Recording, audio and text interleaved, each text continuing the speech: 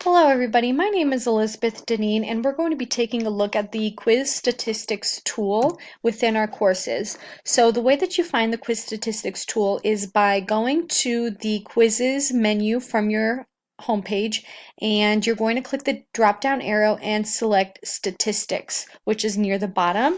And when you do that, you're going to be taken to this page, and you have three different options with viewing your quiz statistics. And the first one is our user stats.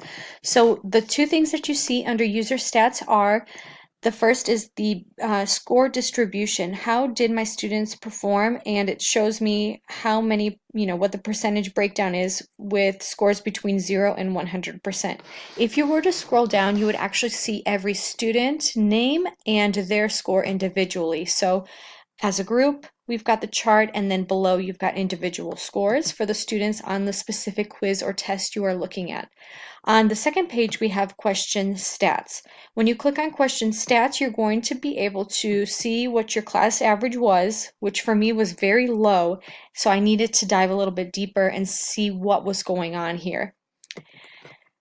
Then I just really quickly want to take a look, okay, where are students performing poorly? Why are some questions less than 50% correct, which means less than half of my class got that question right?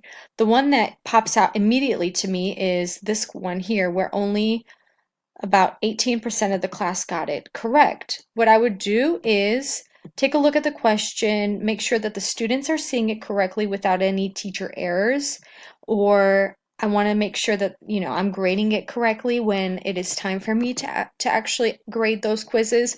So everything looks good grammatically for me. Nothing is incorrect from the question and the answer perspective. What the error is a mistake made by students. So this helps me kind of see, okay, now I've got to intervene with this specific question, make sure that I include this in my Jigsaw chat or even a news item.